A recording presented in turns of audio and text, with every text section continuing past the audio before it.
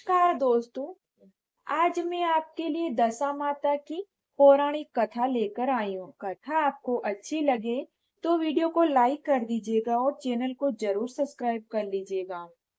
एक समय की बात है, राजा नल और रानी दमयंती अपने राज्य में सुखपूर्वक राज करते थे। राजा नल के दो पुत्र थे।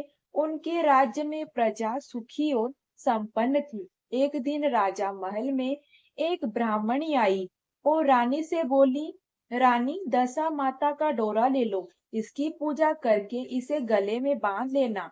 आपके घर में सुख समृद्धि बनी रहेगी।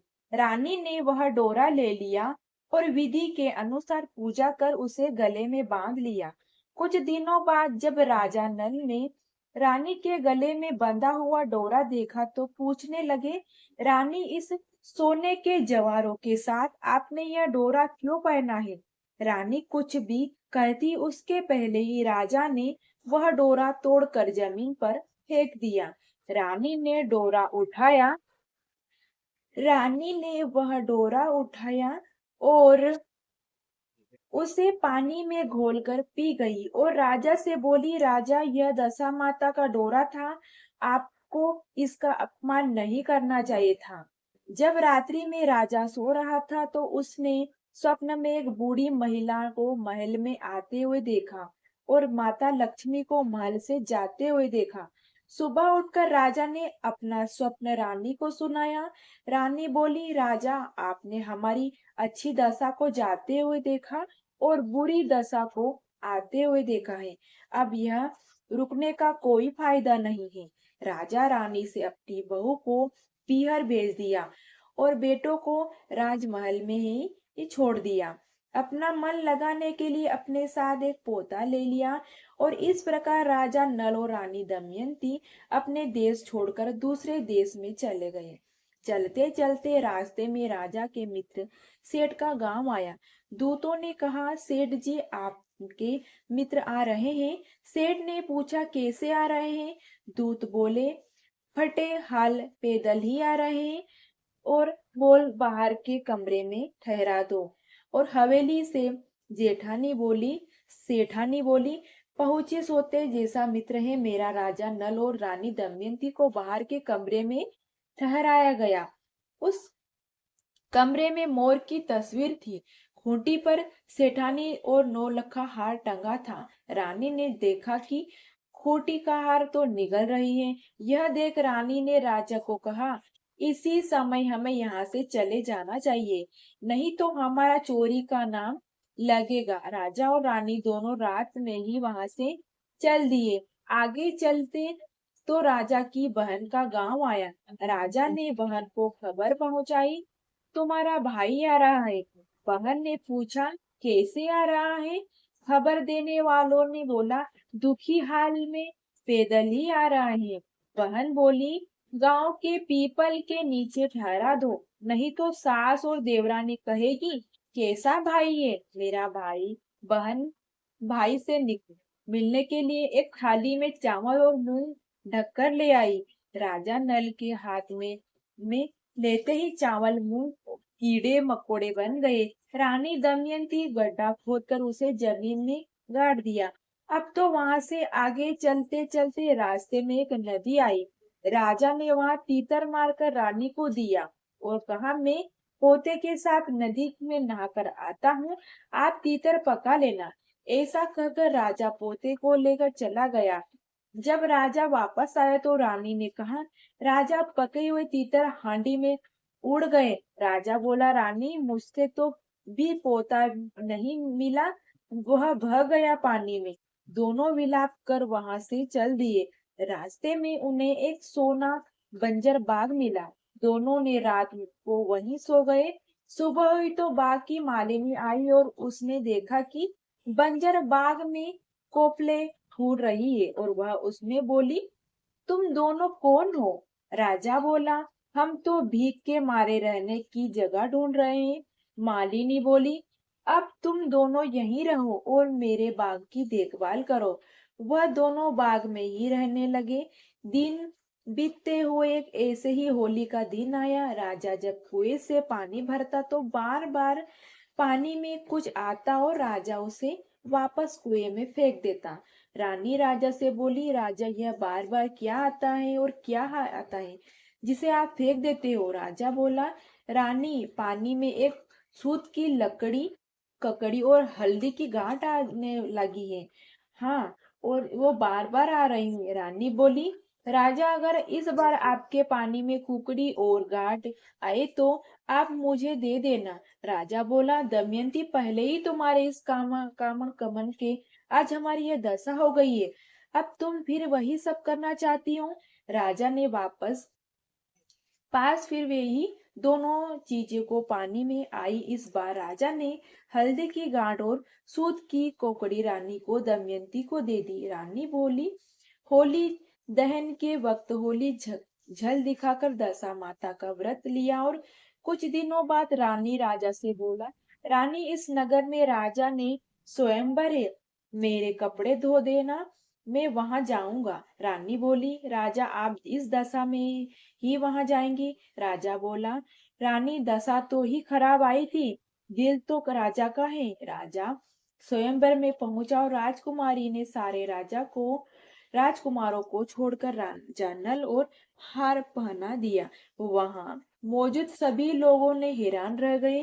विद्वानों ने ही सलाह के एक बार फिर राजकुमारी से अपना वर चुनने को कहा गया। राजकुमारी ने फिर से राजा नल को हार पहना दिया और नगर के राजा बोले, ऐसा ही तो मैं अपनी बेटी की शादी इस माली के नौकर से नहीं करूंगा। फिर एक प्रतियोगिता रखवा गई। सभी राजा और राजकुमारी शिकार करके जिसका शिकार सबसे अच्छा होगा उसी से राजकुमारी की शादी की जाएगी। सभी तैयार हो गए। राजा नल को बूढ़ा तो घोड़ा और जल लगी तलवार दी गई। राजा बोले, यदि मैं असल राजपूत हूं तो धाराधार तलवार हो जाए और शायद यह घोड़ा हो जाए। ऐसा कहकर राजा ने घोड़े को एक थपकी मारी। थपकी मारते ही राजा की तलवार पहली और धाराधार हो गई और शायद घोड़ा हो गया। कुछ समय की बाद सभी अपना अपना शिकार लेकर राजमहल पहुंचे और किसी के भी शिकार से राजा संतुष्ट नहीं हुआ और उन्होंने पूछा, वह माली का नौकर कहाँ है? उसे ढूंढ के लाओ। सिपाही जंगल में पहुंचते तो देखा कि एक पेड़ के नीचे वह सो रहा था। सिपाही ने उसे जगाया और शिकार का पूछा तो राजा नल ने कहा, पेड़ पर टंगा है, ले जाओ। शिकार देखकर नगर के राजा बहुत खुश हुए और बोले, यह है असल राजपूत का शिकार। राजकुमारी को राजा नल से ही ब्याह दिया गया। वह दोनों वहां से चले और अपने बाग में पहुंचे। रानी दमयंती ने छोटी रानी का स्वागत किया। दोनों रानियां एक दिन बैठी हुई थी तो रानी दमयंती बोली, आज तो अपने नगर की ओर बिजली चमक रही है। छोटी रानी बोली, दीदी, अपने नगर भी है। तब रानी दमयंती बोली, अपन नरवल कोट के राजा हैं और अपने ऊपर भीगा पड़ा था तो आज हम इस दशा में आए हैं। और छोटी रानी ने जाकर सारी बात अपने पिता को बता दी। नगर के राजा ने राजा नल को क्षमा मांगते हुए हाथी, घोड़े, हीरे जवाहरात देकर उनको नगर की ओर रवाना किया। रास्ते में नदी आई तो आगे आगे तीतर सुभाग तैयारी कुदरा सुभाग तेरी कुदरत करते हुए उड़ रही थी और नदी के किनारे उन्हें धोबन के पास अपना पोता भी मिल गया। धोबन बोले, यह तो मुझे नदी के किनारे मिला था। धोबन को खूब सारे हीरे जवाहरात देकर पोते को लेकर वहां आगे चले। रास्ते में राजा की बहन का गांव आया। राजा ने बहन तक खबर पहुंचाई, तुम्हारा भाई आ रहा है। वह बहन पूछा, कैसे आ रहा है? और खबर देने वाले बोला, हाथी घोड़े लश्कर के साथ आ रहे हैं। बहन बोली, मेरे महल में जाओ भाग और आओ। और भाभी बोली, नहीं भाई, हम तो उसे गांव में पीपल के नीचे रुकेंगे। बहन कहीं पकवान बनाकर वहां ले आई। तब रानी दमयंती ने जमीन में गड़े चावल निकाले तो वह सब हीरे मोती बन गए। वह ननंद को देते हुए बोली, भाई जी, आपकी अमानत हम यहीं छोड़ गए थे। बहन को खूब हीरे जवाहरात देकर वहां से आगे चले और रास्ते में राजा को मित्र सेठ का गांव आया तो सेठ का खबर पहुंचाई गई। सेठ जी आपका दोस्त आ रहा है। सेठ जी बोले कैसा आ रहा है। खबर देने वालों ने कहा हाथी घोड़े लाव लश्कर के साथ आ रहे हैं। सेठ जी बोले लाओ मेरी हवेली में ले आओ। राजा नल ने बोले हवेली में नहीं, हम तो बाहर के कमरे में ही ठहरेंगे। सेठ जी उन्हें के लिए हलवा और पकवान बनाए। रानी दमयंती ने खूंटी के पास हलवा रख दिया और तो खूंटी के हलवा निगल लिया और सेठानी का 9 लखा हार उगल दिया। राजा अपने मित्र सेठ को बोला मित्र हमारी दशा खराब आई थी तो खूंटी का हार निगल गई और हम पर चोरी का इल्जाम लगा। इसके बाद राजा नल अपनी रानियों के साथ भील राजा के पास पहुंचे और वहां से अपने पुत्रों को साथ लेकर अपने नगर की ओर चल दिए। जब अपने नगर के निकट पहुंचे तो नगरवासियों ने लाव लश्कर देखकर सोचा हमारे राजा तो यहाँ से नहीं और किसी राजा ने हमारे नगर पर आक्रमण कर दिया। तब उन्होंने नगरवासी तक सूचना पहुंचाई कि आपके राजा नल और रानी दमयंती आ रहे हैं। सभी ने उनका स्वागत किया और गाजे बाजे के साथ उन्हें राजमहल में पहुंचाया। राजमहल का पहले जैसा ठाट बाट हो गया। तो दोस्तों यह थी दशा माता की कथा और दशा माता ने राजा नल और दमयंती पर कृपा करी। दशा माता ऐसी सब पर कृपा करे। दशा माता की कहानी आपको कैसी लगी दोस्तों? कहानी आपको अच्छी लगी तो वीडियो को लाइक कर दीजिएगा, चैनल को सब्सक्राइब भूलिएगा। तो आइए सुनते हैं दशा माता की 8वीं कहानी। पुराने समय की बात है। एक घर में एक जेठानी और देवरानी रहती थी। वे दोनों ही निसंतान थी। वह मेहनत करके पेट पालती थी।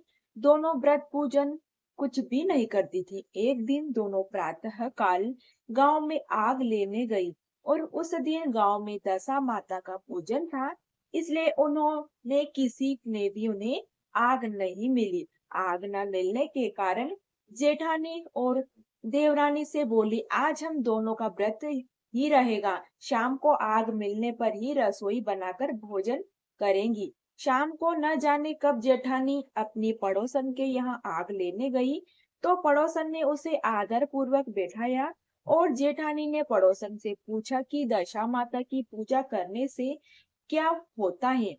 पड़ोसन ने बताया कि जिस बात की इच्छा करने से डोरा लिया जाता है वह इच्छा पूर्ण हो जाती है। जेठानी ने यह सुनकर पड़ोसन से बोली कि अगली बार जब डोरा लेने हैं तो मुझे भी बताना, मैं भी डोरा लूंगी।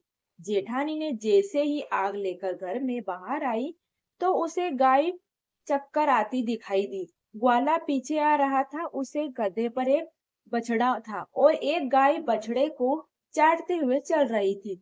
पड़ोसन ने ग्वाले से पूछा तुम्हारी गाय के पहली बार प्रसव हुआ है क्या? ग्वाले ने कहा हाँ।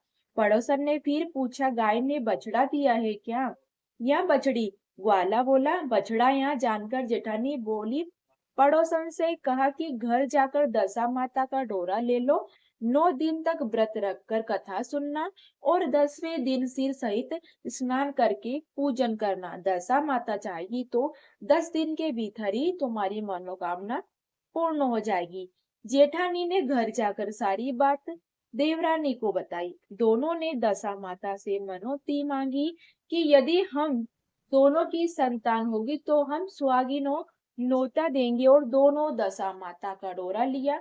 दशा माता की कृपा से डोरे की पूजा से पहले ही दोनों देवरानी और जेठानी को गर्भवती हो गई।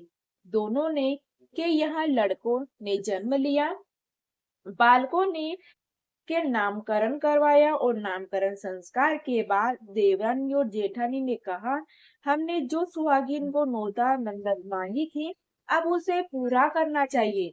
जेठानी ने कहा अभी ऐसी क्या जल्दी है, जब लड़कों का अनपढ़ सुहागन हो नोता दे तो जब लड़कों का अनपढ़। देवरानी ने जेठानी से कहा सुहागिन को नोता की बात कही परंतु जेठानी ने बात को टाल दिया और कहा कि लड़कों के मुंडन संस्कार का सुहागिनी को न्योता देंगे और होते होते कुछ समय बाद लड़कों का मुंडन संस्कार भी हो गया। देवरानी ने जेठानी को सुहाग इनको नोता की बात कही तो जेठानी बोली, लड़कों की सगाई के समय ही सुहागिनी को नोता देंगी और जाएगी। लड़के बड़े हो गए, उनकी सगाई हो गई। जेठानी अब की बार सुहागिन नहीं नूती। जेठानी बोली कि जिस दिन लड़कों के फेरे होंगे उस दिन सुहागिनी को नोता देंगे। पर देवरानी बोली, बहन जब तुम्हारी जब इच्छा हो तब तुम सुहागिनी को न्योता देना, परंतु मैं तो लग्न के दिन ही सुहागिनी को न्योता दूंगी। और देवरानी ने लग्न के दिन ही सुहागिनी को न्योता दिया, परंतु जेठानी ने कुछ भी परवाह नहीं की। लग्न के बाद मातृका पूजन करने दोनों दूल्हे बारात सजा बैंड बाजे सहित ब्याहे और चल दिए। देवरानी ने बेटे का विवाह बड़ी धूमधाम से सब कुशल संपन्न हुआ, परंतु जेठानी ने सुहागिनी को न्योता नहीं दिया था। इसलिए दशा माता ठीक फेरे के समय चूल्हे को उठाकर यानी कि दूल्हे को उठाकर ले गई। दूल्हे के सहसा गायब हो जाने के कारण वह कन्या दोनों हाहाकार मच गया। उसकी बारात खाली हाथ लौट कर आई, परंतु लड़की के माता पिता बड़े संकट में पड़ गए कि इस अर्धव्याही लड़की को कौन विवाह करेगा। पड़ोसन की चतुर सुहागिनी लड़की की माता को समझाया कि ब्याह का तो सामान बचा है, उस समाज को लड़, लड़की के हवाले कर दी जाए।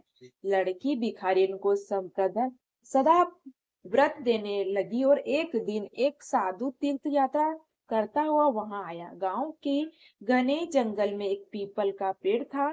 लोग उस पीपल के पेड़ को पारस पीपल कहते थे। उसी पेड़ पर दशा माता का निवास था। साधु चलता चलता शाम को उसी पेड़ के नीचे ठहर गया। झाड़ूदार के आकर उसी पेड़ के पास एक मैदान में झाड़ू लगा रही थी। दीति ने मत्स्य के कहा कि छिड़काव कर दिया और माली ने वहां फूल बिखेर दिए और उनके अनेक देवी देवता अनेक प्रकार की पोशाकें पहनकर आने लगे तथा स्थान बैठे और लगे। सबसे बाद में स्वर्ग के राजा इंद्र का सिंहासन उतरा। उसी के साथ स्वर्ग के अप्सराएं आकर भी सिंहासन के चारों ओर नाचने लगी। उसी समय अधबहाए लड़के को गोद में लेकर दशा माता पीपल के पेड़ से नीचे उतरी। इंद्र के स्वर्ग से एक सूरा गाय की आई थी, जिसने 2 गिलास दूध दिया था और लड़के ने अधव के भाग एक गिलास अलग रख दिया गया, परंतु दूसरे गिलास का दूध भी पी लिया। जब तक अप्सराओं का नाच गाना होता, दशा माता लड़के को गोद में लेकर बैठी रहती। प्रातः काल होते ही देवताओं को का दरबार भंग हुआ और साधु भी वहां से चलकर गांव में आया। साधु महाराज गांव में भिक्षा मांगते मांगते अद्वैय लड़के के पर पहुंचा। लड़की के आदर पूर्वक साधु को बैठाया और भोजन तैयार किया। लड़की ने 3 पत्तल परोस कर रखे और पहली पत्तल अधव्याह अपने पति के लिए रखी, दूसरी पत्तल बाबा के लिए सामने रखी और एक पथ अपने सामने रखी। और बाबा ने अपने आप कहा, वहां जो बात मैंने रात वहां देखी वही यहाँ ही भी देखने को मिल रही है। लड़की ने पूछा, क्या बात है? बाबा जी, साधु ने बात टालते हुए कहा कि हम बैरागी लोग ऐसे ही अनेक बातें कहते रहते हैं। तुम्हें ऐसी बातों से क्या मतलब? तुम तो भोजन करो और भगवान का भजन करो। लड़की ने हट पकड़ ली और उसे कहा, जब तक आप अपनी बात खुलासा नहीं करेंगे मैं भोजन नहीं करूंगी। इस पर साधु बाबा चुप रहे। तब लड़की बोली कि आप साधु हो और मैं सती हूँ। आप या तो अपने कथन को करिएगा अब, और आपने रात में क्या देखा, नहीं तो मैं आपको साप दे दूंगी। साधु बाबा ने रात का सारा किस्सा कह सुनाया तो लड़की ने बाबा के साथ पीपल के पेड़ पर न जाने का निश्चय कर लिया और साधु बाबा आगे चले और लड़की उनके पीछे पीछे चल रही थी। साधु बाबा लड़की के पारस पीपल के पास जाकर छोड़ चले गए और संध्या होने पर नित्य तरह जमादार ने झाड़ू झाड़ू लगाई। बिस्ती ने अपनी मशक के पानी का छिड़काव किया। माली ने फूल बिछाए। देवताओं के राजा इंद्र आए और अप्सराओं का नाच गाना प्रारंभ हो गया। उसी समय दशा माता पीपल के पेड़ पर से उतरकर दरबार में बैठ गई। लड़के ने सूरा गाय का दूध पी लिया और एक गिलास हद ब्याही लड़की के लिए रख दिया, और जैसे ही लड़के ने दूध का गिलास मुंह पर लगाया तो ही लड़की दूसरी गिलास हाथ में लेकर वर के सामने आ गई। वह बोली, अपना भाग लेने के लिए मैं उपस्थित हूँ। मेरे लिए क्या आज्ञा है? मैं सेवा करने के लिए तैयार हूँ। लड़का बोला, मैं इस तरह से तुमसे नहीं मिल सकता।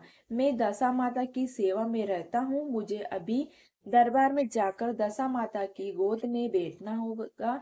यदि मुझे तुमसे प्यार है तो दशा माता को प्रसन्न करे और उनको मुझे उनके लिए मांग सकती हो, तब मैं तुम्हारा हो सकूंगा। लड़का दूध पीकर दशा माता की गोद में जाकर बैठ गया।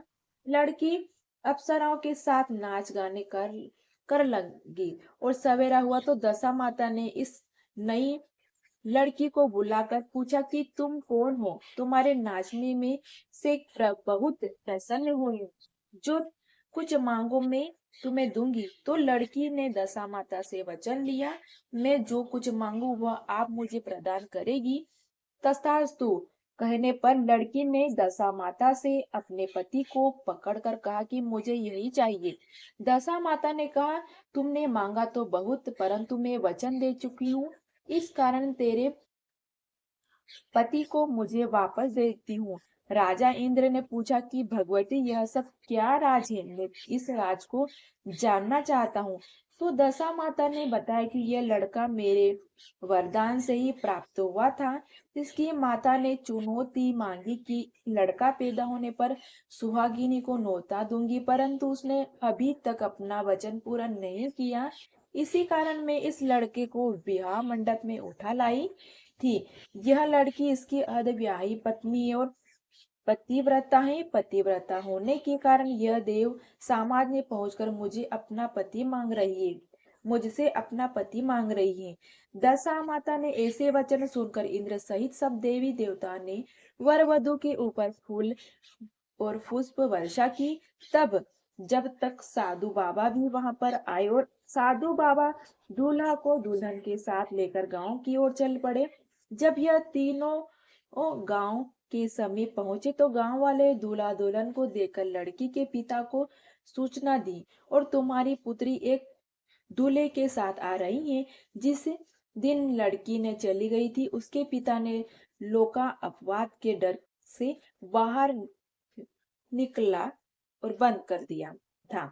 गांव वाले की यह बात सुनकर उसने घर के किरवाड़ बंद कर दी, और उसके समझा कि लड़की साधु बाबा के साथ आ रही होगी, इसलिए लोग मेरा उपहास कर रहे होंगे। जब गांव के गणमान्य व्यक्ति की यह बात बताई तब उन्हें अपने घर के किवाड़ खोले और बाहर निकाल। जब उसे सचमुच यानी कि सचमुच अपने द्वार लड़कियों को दामाद को खड़े देखा तो प्रसन्नता का ठिकाना ही नहीं रहा।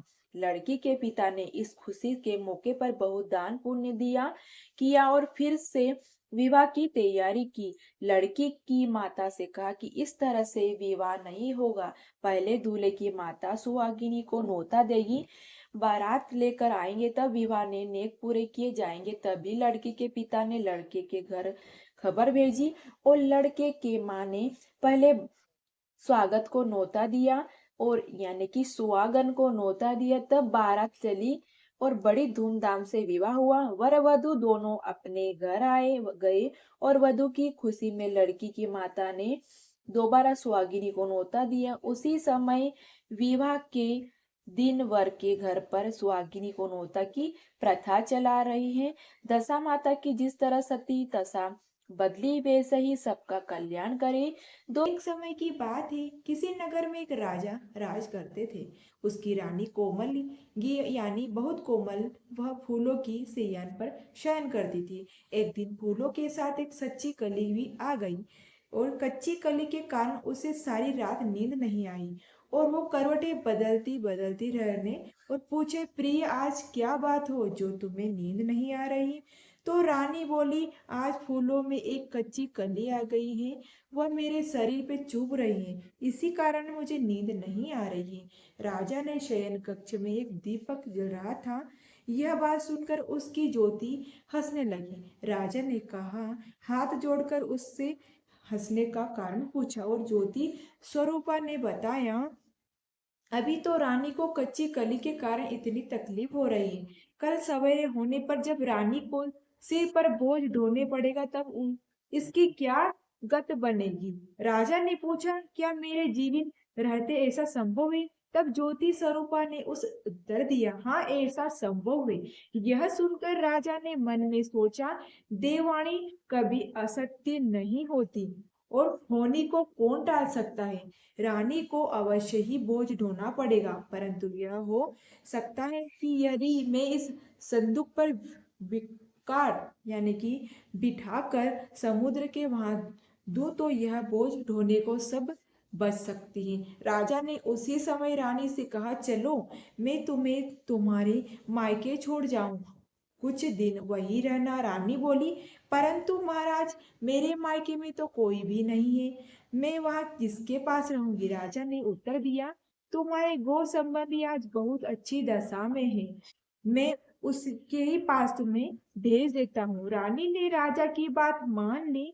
रानी ने बहुमूल्य आभूषण और कीमती वस्त्र धारण किए। तब राजा ने रानी को संदूक में बिठाकर नदी में बहा दिया।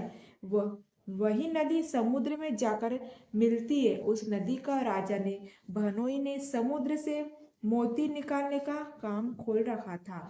जब संदूक बहता बहता राजा के बहनोई के इकलौते में पहुंचा तो उसने संदूक को समुद्र से बाहर निकलवा दिया और उसने अपने महल भिजवा दिया। उस राजा की रानी का तब जब यह पता चला कि यह संदूक समुद्र में पाया गया है तो उसने तुरंत उस संदूक को खोल दिया। संदूक में उसे एक 16 श्रृंगार करी हुई सुंदरी स्त्री मिली।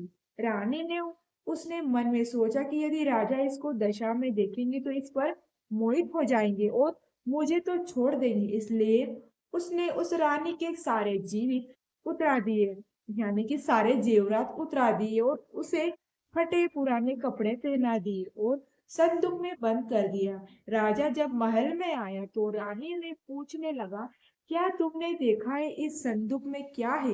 रानी ने उत्तर दिया, नहीं महाराज, मैंने तो कुछ भी नहीं देखा है। इसके बाद राजा ने वह संदूक खोला तो उसने अंदर फटे पुराने कपड़े पहने एक स्त्री दिखाई दी जो बिन जैसी लग रही थी। रानी ने कहा, यह कारण यानी कर्ण लग रही है, इसको कारखाने में भिजवा दीजिएगा, वहां लड़की के डोकर अपना जीवन निर्वाह कर रहेगी। रानी ने कहने अनुसार उसे कार कानों में भिजवा दिया। एक दिन रानी की सहेली नदी स्नान करने दशा माता का डोरा ले रही थी। उसके पास डोरा रह गया। वह यह सोच रही थी कि इस डोरे को किसे दिया जाए। उसी समय लड़की डोरे वाली रानी वहां आ गई और उन्हें उसे रोक कर पूछा, बहन हमारे साथ दशा माता का डोरा ले लो। वो बोली, मैं डोरा तो ले लूं लेकिन मेरे पास तो कुछ भी नहीं है, मैं इसका पूजा कैसे करूंगी। तो वह बोली, तुम इस बात की चिंता मत करो, हम हर रोज इस जगह पर स्नान करने आएंगे। 9 दिनों तक हम यह कथा कहने और तुम भी रोज आकर कहा कथा में शामिल हो जाया करना। 10वें दिन पूजा होगी, तब तक दशा माता चाहेगी तो तुम्हारी दशा बदल जाएगी। रानी ने दशा माता का ध्यान कर डोरा ले लिया। उस दिन रानी के पति राजा को यह चिंता हुई कि रानी की संदूक में बंद करके वहां तो दिया था परंतु पता नहीं उसका क्या हाल होगा। उसकी खोज खबर लेने के लिए राजा एक नौका पर बैठकर नदी की यात्रा करते हुए उनके बहनोई के यहाँ पहुंच गया। संध्या के समय वह अपनी बहन से बोला, मेरे हाथ पैर में बहुत दर्द हो रहा है, किसी दवाओं वाले को बुलवा लो। तब उसकी बहन ने लकड़ी ढोने वाली उस भिखरण को बुलाने की आज्ञा दी और उससे बोली, जाओ मेरे भाई के पैरों में बहुत दर्द है, उसे पैर दबाओ। तब लकड़ी ढोने वाली रानी संकोच में पड़ गई और अपने मन में सोचने लगी, आज तक मैंने किसी का पराया पुरुष को नहीं छुआ और अब रानी मुझे अपने भाई के पैर दबाने को कह रही है। लाचार होकर वह दबा घूंघट करके राजा के पैर दबाने पहुंच गई। जैसे ही उसकी नजर राजा के पैरों पर पड़ी तो वह रोने लगी। आंसू उसने आंसू राजा के पैरों पर गिरे। राजा ने उससे पूछा, तुम कौन हो और क्यों रो रही हो?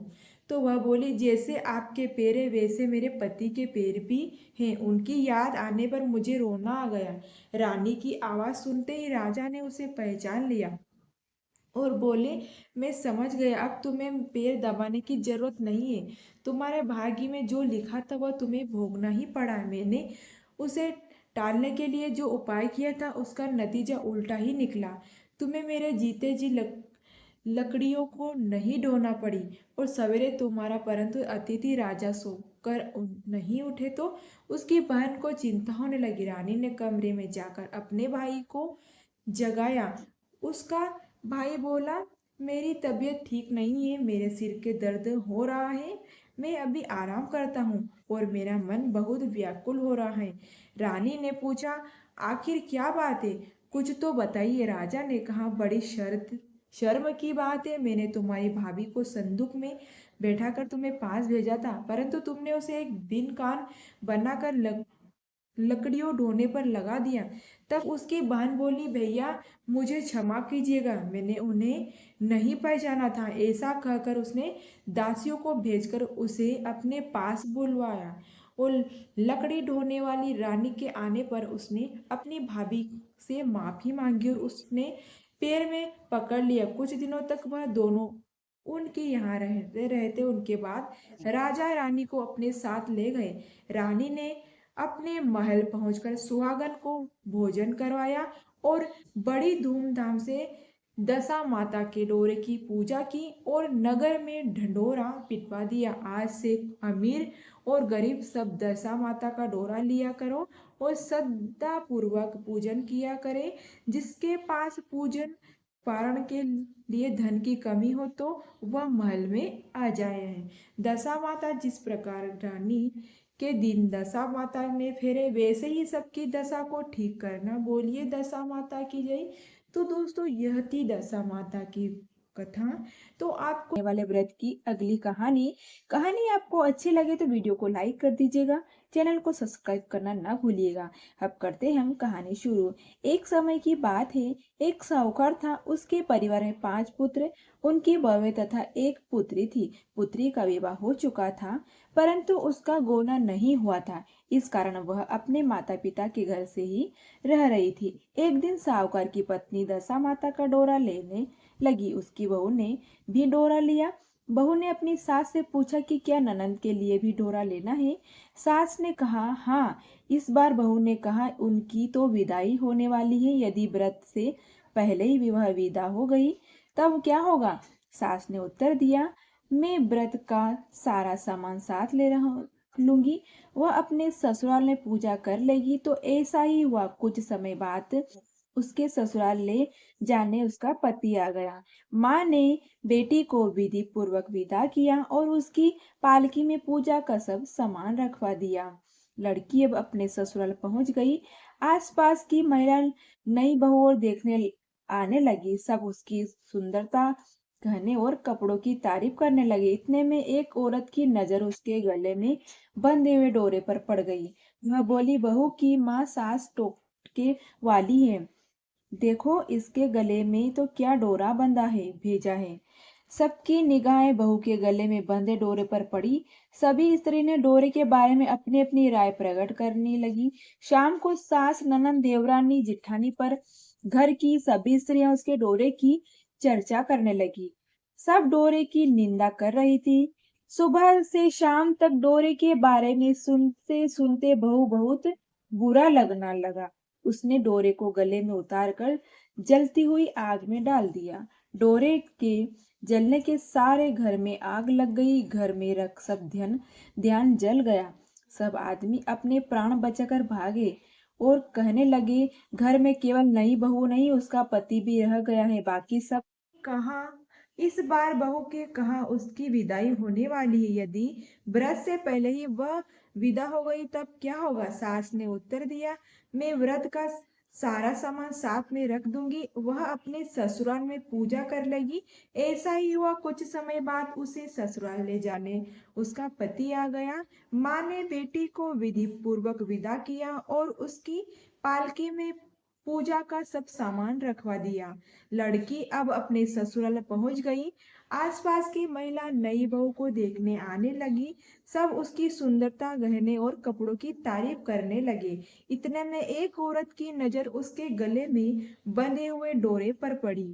वह बोली, बहू की माँ बहुत टोटके वाली है, देखो इसके गले में क्या डोरा बांध कर भेजा है। सबकी निगाहें बहू के गले में बंधे हुए डोरे पर पड़ी। सभी स्त्रियों ने डोरे के बारे में अपनी अपनी राय प्रकट करने लगी। शाम को सास, ननद, देवरानी, जिठानी का ही सभी स्त्रियों उसके डोरे की चर्चा करने लगी। सब डोरे की निंदा कर रही थी। सुबह से शाम तक डोरे के बारे में सुनते सुनते बहू को बहुत बुरा लगने लगा। उसने डोरे को गले से उतारकर जलती हुई आग में डाल दिया। डोरे के जलने से ही सारे घर में आग लग गई। घर में रखा सब धन धान्य जल गया। सब आदमी अपने प्राण बचाकर घर से भागने लगे। अब घर के केवल नई बहू और उसका पति रह गया था। बाकी सब भाग गए। घर का सारा सामान जल गया। घर में अब ना खाने की अन्न था और ना ही पहनने के लिए वस्त्र बचे थे। इसलिए दोनों पति पत्नी गांव छोड़कर रोजगार खोजने के लिए चल दिए। चलते चलते वो उसकी गांव में पहुंच गए, जहाँ की वह लड़की ने अपने पति से कहा, तुम यहाँ भाड़ भोजो और मैं भी कोई काम ढूंढती हूँ। पत्नी का कहना मानकर वो भाड़ झोंकने लगा और वह स्वयं घूंघट करके कुएं पर जाकर बैठ गई। उस कुएं पर सारे गांव की स्त्रियां पानी भरने आ रही थी और उस लड़की की भाभियां कुएं पर पानी भरने आई, परंतु वह तो उन्हें अपनी ननद को पहचानना। वह उससे बोली, तुम तो किसी भले घर की लड़की या मासूम होती हो, कुछ काम करना चाहती हो तो बोलो। लड़की बोली, काम तो करूंगी परंतु नीच काम नहीं करूंगी। बड़ी भाभी बोली, हमारी ननद ससुराल चली गई है, तुम हमारे बच्चे को ही देखभाल करती रहना और हमारे घर में सीधा लेकर अपना भोजन बना लेना। लड़की इस काम के लिए राजी हो गई। लड़की की भाभियां अपने घर आई और सास से बोली, कुएं पर एक अनाथ लड़की बैठी थी, वह हमारे घर रहने को और बच्चे की देखभाल करने को राजी हैं। आप कहो तो हम उन्हें रख ले। सास ने कहा, खुशी से रख लो, परंतु आपस में झगड़ा मत करना। सब बहुएं तैयार हो गई। वह आपस में सभी बहुएं तैयार हो गई। वह आपस में कुएं पर गई और उसे अपने घर ले आई। वह अपने भतीजे और भतीजी को देखभाल करने लगी और अपना जीवन निर्वाह करने लगी। एक दिन दशा माता का डोरा लेने का अवसर आया। सास के कहने पर सब बहुओं ने डोरा लिया।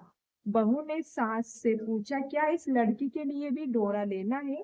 सास बोली, हाँ ले लो। बहू ने कहा, इसी प्रकार आपने ननंद जी के लिए भी डोरा लिया था, परंतु पूजा से पहले ही उसकी विदाई हो गई थी। अब इस लड़की को यदि डोरा दिलवाया जाए तो पूजा से पहले कहीं यह भी न चली जाए। सास बोली, तुम्हारी ननंद ने अपने घर जाकर पूजा की होगी। यह लड़की पूजा होने तक इस घर में रहेगी तो अपने आप पूजा में शामिल हो जाएगी और यदि कहीं चली गई तो वहां पर पूजा कर लेगी। सर्व सम्मानित लड़की ने भी दशा माता का दौरा लिया। 9 दिन तक वह दशा माता की कथा तक व्रत पूजन में शामिल हो रही। 10वें दिन लड़की की माता और भाभियों ने सरस से स्नान किया और घर में चौका लगाया था। पूजा की तैयारी करने लगी। लड़की बहू से बोली, यदि कोई पुराना कपड़ा मिल जाए तो मैं भी स्नान कर लूं। बहू ने अपनी सास से पूछकर अपनी ननद की एक साड़ी उस लड़की को दे दी। अपनी पुरानी साड़ी लेकर वह स्नान करने गई। उससे सर्फ से स्नान करके साड़ी पहन ली और घर आ गई। पर पूजा प्रारंभ हुई। वह जैसे ही पूजा के पास आकर बैठी तो बहू ने कहा, यह हमारी ननद जैसी लग रही है। इस पर सास ने नाराज होकर कहा, तुम्हारे मन में जो आता है बोलती रहती हो, पूजा के समय भी चुपचाप नहीं बैठ जाती हो। चुप रहो, मुझे कथा कहने दो। तुम्हारी बातों से कथा विघ्न पड़ता है। बहू ने चुप हो गई और गई। घर की सब स्त्रियों पारण किया, तभी लड़की ने भी प्रारण किया। इसके बाद सभी से एक दूसरे का सर गूंथने लगी। बहू बोली, सर करने के लिए घूंघट हटा दे। तो लड़की बोली, नहीं नहीं, घूंघट नहीं हटा हटा सकती, आप ऐसे ही सर गूंथ लो। तब वह बोली, तेरे सिर की गूंज जैसी ही हमारी ननद में भी थी। सास नाराज होकर बोली, तुम मेरी बेटी थी, तुलना इससे क्यों कर रही हो। सास ने बहू को हट दिया, परंतु उसकी बात उसके मन में घर कर गई। उसने लड़की से कहा, आज रात मेरे पास सो जाना। रात को जब बहू सो गई तो उसने उस लड़की से पूछा, तुम्हारे पियर में कभी कोई था। उसने जवाब दी, मेरे 5 भाई भाभियां थी, तुम जैसे माता पिता थे। तब वह बोली, तो उन सबका क्या हुआ। लड़की बोली, पीहर में दशा माता का डोरा लिया था, उसके पूजन में पहले ही ससुराल के लिए विदा हो गई। ससुराल में मैं मेरे गले में पड़ा डोरा देकर वह सभी स्त्रियां हंसने लगी और मेरी हंसी उड़ाने लगी। तब मैंने उस डोरे को आग में डाल दिया। डोरे के साथ सारा घर जलकर भस्म हो गया। सब लोग वहां से भाग गए और मैं और मेरा पति भागकर इस गांव में आ गए। तब उसकी माँ ने पूछा और इस गांव में आ गए। तब उसकी माँ ने पूछा, तुम्हारा पति कहाँ है। लड़की ने कहा, बाहर झोंकने गया है। दशा माता के प्रकोप से हमारी यह हालत हो गई। वह समझ गई कि यह लड़की और कोई नहीं, उसकी बेटी ही है। तब उसने अपने 5 बेटों को बुलाकर कहा कि यह तुम्हारी छोटी बहन जैसी है। सवेरे होते ही माता के कहने पर 5 भाई भाड़ भोजन के यहाँ गए और अपने बहनों को लेकर आए। उन्होंने उनको स्नान करवाया और उत्तम वस्त्र पहनाने के लिए कपड़े पहनाकर सुंदर सावकार दिखने लगा। वह कुछ दिन ससुराल रहकर अपने घर चला गया। पहुंचते पहुंचते उसने देखा कि सब लोग पहले तरह सुखपूर्वक रह रहे। इसके बाद वह अपनी ससुराल आया और अपनी पत्नी को विदा करवा कर घर ले गया और अपनी दशा पर विचार करती हुई जा रही थी। जब लड़की अपने ससुराल पहुंची तो सास थाल सजाए, ननद कलश दिए और देवरानी जेठानी अन्य मांगलिक वस्तुएं लिए उनका स्वागत करने लगी और खड़ी उसकी नेक तस्दुर होने बाद लड़की बोली, आप लोगों पहली पहली बार दशा के दौरे के लिए अपशब्द कहे थे, जिसका फल यह हुआ है कि घर के सब लोग बिछड़ गए तथा घर का धन जलकर स्वाहा हो गया। बड़ी मुसीबत उठने लगी और बाद अब अच्छे दिन आए हैं। आप से कोई भी दशा माता की डोरे की निंदा न करे और न करने की भूल करना। जब मेरा व्रत हो सब श्रद्धा पूर्वक पूजन करना। सबने खुशी खुशी बात मान ली और 9 दिन तक व्रत चलता रहा। 10वें दिन विधि पूर्वक डोरे की पूजा की गई। 7 सुहागन को न्योता दिया गया, उनके श्रृंगार करने आंचल भरा गया और इस दशा माता का पूजन प्रसन्न हुआ संपन्न हुआ। जिस प्रकार दशा माता की लड़कियों ने दिन फेरे, वैसे ही इस दशा को कहने होने वाले को भिकार भरने वाले को भी दशा माता फेरना। जय दशा माता। तो भक्तों, यह थी दशा माता की कथा। एक समय की बात है, किसी गांव में एक बूढ़ी ब्राह्मणी अपने बेटे के साथ रहती थी। उसका बेटा काम धाम कुछ नहीं करता था, सदैव दोस्तों के साथ इधर उधर घूमता रहता था। एक दिन ब्राह्मणी अपने बेटे से बोली, बेटा कुछ काम धंधा करो जिससे हमारा घर चल सके। बूढ़ी माई ने कही, अब तू मुझसे और काम नहीं होता। तब वह लड़का गांव के सेठ जी के पास गया और गांव में मांगने लगा। तब सेठ ने उसे पशु चराने का काम दे दिया। अब वह सेठ जी के पशु चराने लगा। एक दिन पशु चराते चराते वह नदी के घाट पर गया तो उसने देखा कि वहां कुछ स्त्रियां दशा माता का घड़ा ले रही थी। उनके पास एक घड़ा अधिक था तो एक स्त्री ने लड़के से कहा, हम सभी दशा माता की पूजा करने के लिए उनके घड़े ले रहे हैं, हमारे पास एक घड़ा ज्यादा है, क्या तुम इस घड़े को लोगे। लड़का बोला, ठीक है, दे दो। यह सुनकर उस महिला ने लड़के को वहां घड़ा दे दिया और कहा, इसे घर की में ले जाकर अपनी माँ को दे देना और कहना इसका पूजन और व्रत करे, हम तुम्हें पूजा की सामग्री भी दे रहे हैं, यह भी अपनी माँ को दे देना। लड़के ने कहा गड़ा और पूछा पूजा का सामान ले लिया और घर ले जाकर अपनी माँ को दे दिया। माँ पूछने लगी यह सब तू कहाँ से लाया है? लड़के ने सारी बात अपनी माँ को बता दी। ब्राह्मणी बहुत धार्मिक स्वभाव की थी। उसी दिन ने उसे दशा माता की पूजा करना प्रारंभ कर दिया। 9 दिनों तक कथा कहानी करी। 10वें दिन उसने घड़े की पूजा की तैयारी करी और अपने घर को लीपने लगी। उसी समय दशा माँ एक वृद्ध महिला के रूप में उसके द्वार पर आकर खड़ी हो गई और पूछने लगी क्या कर रही हो बहन? ब्राह्मणी बोली आज मेरे घर दशा माता पूजन है, इसलिए घर लीप रही हूँ। तब दशा माता बोली मुझे बहुत प्यास लगी है, थोड़ा पानी पिला दो। ब्राह्मणी बोली तो मैं मिट्टी को बर्तन में पानी पिलाती हूँ, लोटा लुटिया मेरे घर में कुछ भी नहीं है, बस एक कटोरी है, मुझे उसमें पानी दे दूं। दशा माता बोली हाँ हाँ क्यों नहीं, दे दो। अब ब्राह्मणी अंदर पानी लेने गई। इतने देर में दशा माता ने एक सोने का घड़ा उसके द्वार पर रख दिया और वो अंतर ध्यान हो गई। ब्राह्मणी कटोरी में पानी लेकर आई तो उसने सोने का घड़ा देखा। वह सोचने लगी पानी पिए बिना यह बूढ़ी माई कहाँ चली गई और यह सोने का घड़ा यहाँ कैसे आ गया?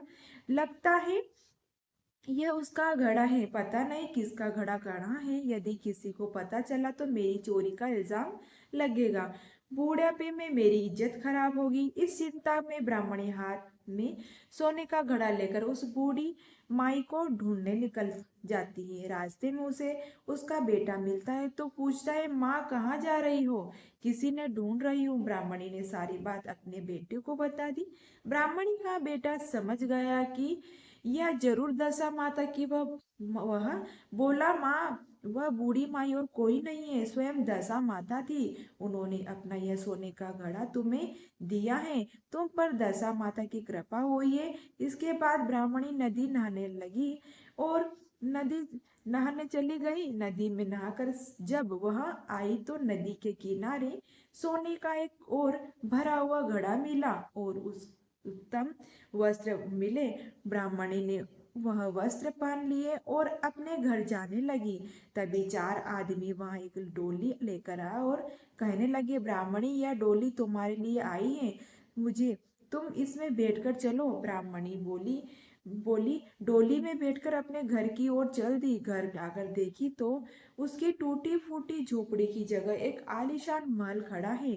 घर के अंदर जाकर ब्राह्मणी ने भक्ति पूर्वक दशा माता के घड़े की पूजा करी और अपने बेटे को विवाह वरदान मांगा। कुछ ही समय बाद दशा माता की कृपा से ब्राह्मणी के बेटे का कुछ ही समय में विवाह हो गया और उसके एक सुंदर पुत्र हुआ। कुछ समय बाद जब ब्राह्मणी अवस्था रहने लगी तो उसे बहुत बहू को दशा माता की पूजा की सारी विधि बताई और उसे कहने लगी तुम 9 दिनों तक दशा माता की पूजा अर्चना अवश्य करना और 10वें दिन महिलाओं को भोजन कराकर आज हमारे जो भी हाट बाट है यह सभी दशा माता की कृपा से हुआ है। कभी भी कोई वृद्ध महिला यदि द्वार पर आए तो उसे दशा माता मानकर उनका आदर सत्कार करना। कुछ समय बाद ब्राह्मणी की मृत्यु हो गई। उसके बाद दशा माता वृद्ध महिला का रूप लेकर बहू के पास आई। दशा माता को देखते ही बहू ने उनके पैर पर गिर पड़ी। दशा माता बोली तुमसे दूर रहो, मेरा मेल तुम्हारे वस्त्र खराब कर देगा। यह सुनकर बहू ने अपने पल्लू से माता के पैर ही धूल साफ यानी कि झाड़ू और कहने लगी माता धन्य भाग है उनके जिसने तुम्हारे मेल छू जाए। ऐसा कहकर उसने अपने बच्चों को दशा माता की गोद में रख दिया। बहू की ऐसी भक्ति देखकर दशा माता प्रसन्न हो गई और बोली तेरी भक्ति में बहुत खुश हूँ, तेरे भंडार हमेशा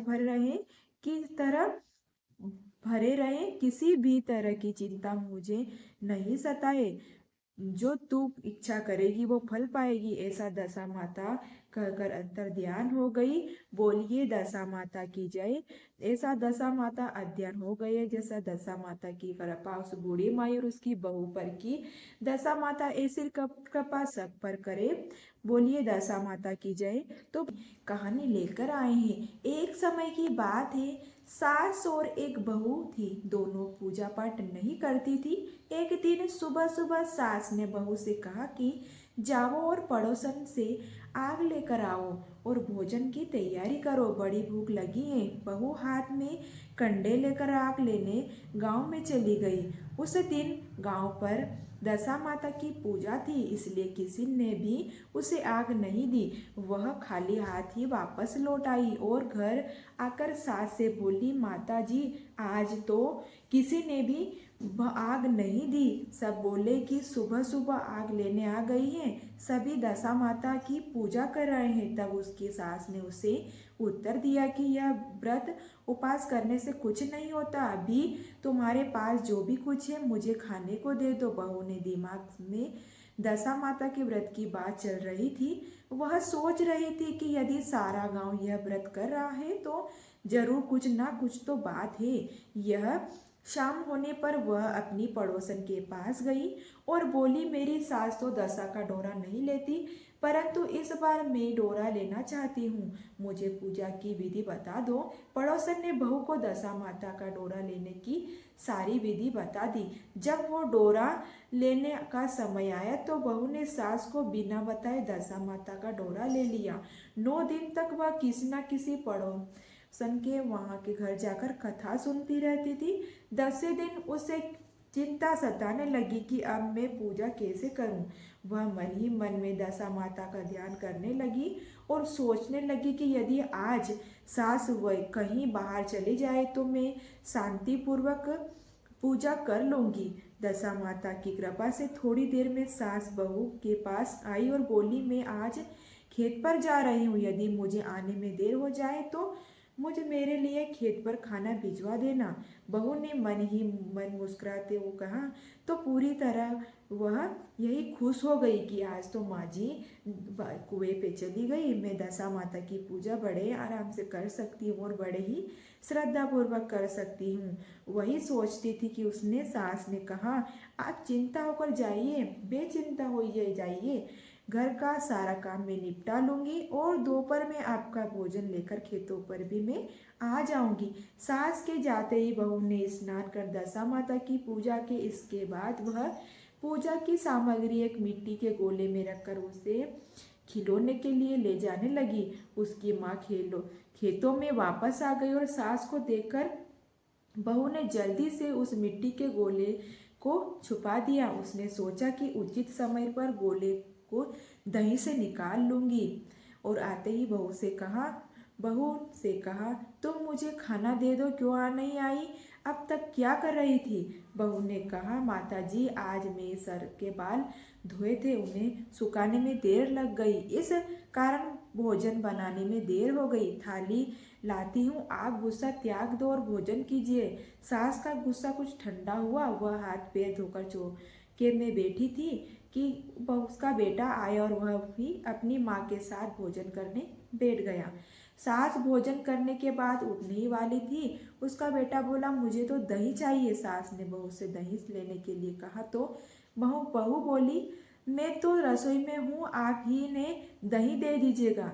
सास हाथ धोकर दही लेने गई, परंतु जैसे ही उसने छाछ की मटकी उठाई तो उसमें कुछ खड़खड़ाहट की आवाज आई। उसने हाथ डालकर देखा तो उसमें एक बड़ा सोने का गोला मिला। सास ने आश्चर्य से बहू से पूछा, इस छाछ की मटकी में यह सोने का गोला कहाँ से आया, मुझे इस कहाँ से चुरा कर लाई हो और यह क्यों छुपा रही हो। अब मेरी सारी समझ में नहीं आई, तुम इसी वजह से छाछ देने नहीं आई रही थी, इसका भेद मुझे अभी बताओ। तब बहू बोले, माता जी मुझे तो कुछ भी नहीं पता, इस गोले का राज तो मेरी दशा माता जाने, मैंने तो आपको बता दिया, आपको बनाए बिताई माता का डोरा ले लिया था और उसकी पूजा की, आपके आने के कारण मैं डोरे को विसर्जन करने नहीं जा सकी। डर इसमें से मैंने इस छाछ की मटकी में छिपा दिया था। दशा माता ने इसे सोने का बना दिया। मैं इससे क्या करूँ सकूं? मैं इसमें क्या कर सकूं? सासू ने कहा। सास ने बहू को गले लगा लिया और बोली, अब मैं से भी तुम्हारे साथ दशा माता का डोरा लूंगी और विधिवत व्रत और पूजन किया करूंगी। हे दशा माता जय। एक समय की बात है, एक राजा था, उसको दो रानियां थी। बड़ी रानी के कोई संतान नहीं थी और छोटी रानी का एक पुत्र था। राजा छोटी रानी और राजकुमार को बहुत प्यार करता था। बड़ी रानी छोटी रानी से ईर्ष्या करती थी। बड़ी रानी राजकुमार के प्राण हर लेना चाहती थी।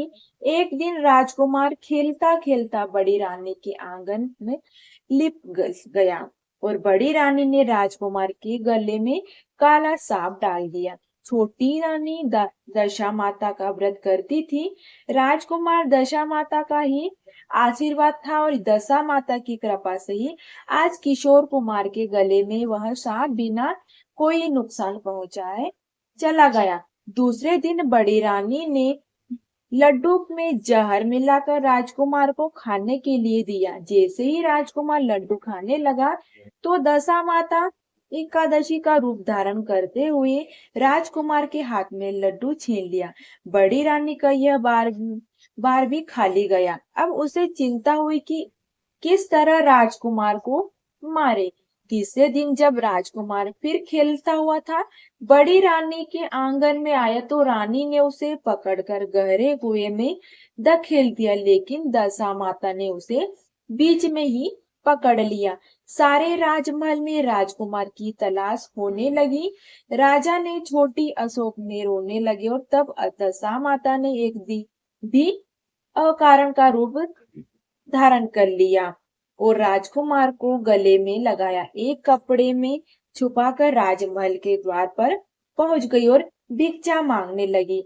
तब सिपाही ने उन्हें दूर हटाते हुए कहा, माई मुझे भिक्षा की पड़ी और यहाँ राजकुमार खो गया है। इस पर दशा माता बोली, भाइयों पुण्य का प्रभाव बड़ा विचित्र होता है। यदि मुझे भिक्षा मिल जाए तो संभव है कि खोया हुआ राजकुमार भी तुम्हें मिल जाएगा। यह सुनकर द्वारपालों ने दशा माता को अंदर आने दिया और वह अंदर गई और राजकुमार को छोटी रानी के आंगन में छोड़ दिया और वापस चली गई। परंतु छोटी रानी ने कारण में रूप में आई और दशा माता को देख लिया और उसे कहा, रुको कि तुम कौन हो? तुमने 3 दिन तक मेरे बेटे को छुपा कर रखा है, ऐसा तुमने क्यों किया? इस पर दशा माता ने छोटी रानी को अपने दर्शन देते हुए कहा, मैं तुम्हारे पुत्र को चुराने वाली नहीं हूँ। मैं तो तुम्हारी आराध्या देवी हूँ। मैं तुम्हें सचेत करने आई हूँ। बड़ी रानी तुमसे दशा यानी कि ईर्ष्या करती है। वह तुम्हारे पुत्र को प्राण हर लेना चाहती है। और दशा माता ने बड़ी रानी की सारी करतूत छोटी रानी को बता दी। यदि सुनकर छोटी रानी दशा माता के आगे हाथ जोड़कर खड़ी हो गई और बोली, माता जैसी कृपा आपने मुझ पर करी, मैं चाहती हूँ कि आप सदैव राजमहल में विराजमान रहे। मैं आपकी ऐसी पूजा करूं। इस तरह दशा माता बोली, मैं किसी के घर पर नहीं रहती। जो मेरी श्रद्धा पूर्वक मेरा ध्यान स्मरण करता है, मैं उसे हृदय में निवास करती हूँ और मैं तुम्हें साक्षात दर्शन दिए, इसलिए तुम सुहागन स्त्रियों को बुलाकर विधिवत आदर सत्कार के लिए साथ भोजन कराओ और नगर में टूटा पिटाओ। दोनों ही सभी लोग मेरा व्रत करें। और ऐसा कहकर दशा माता अंतर ध्यान हो गई। दशा माता जैसी कृपा छोटी रानी पर करी, वैसे ही कहानी कहने वाले और हुकार भरने वाले पर करे। दशा माता ऐसी कृपा सब पर करे। तो ये थी दोस्तों दशा माता की कथा। दशा माता की कथा आपको कैसी लगी? कथा आपको अच्छी लगी तो वीडियो को लाइक कर दीजिएगा और चैनल को सब्सक्राइब जरूर कर लीजिएगा। मिलते हैं ऐसे ही नेक्स्ट वीडियो के साथ में। तब तक के लिए जय दशा माता, जय श्री हरि।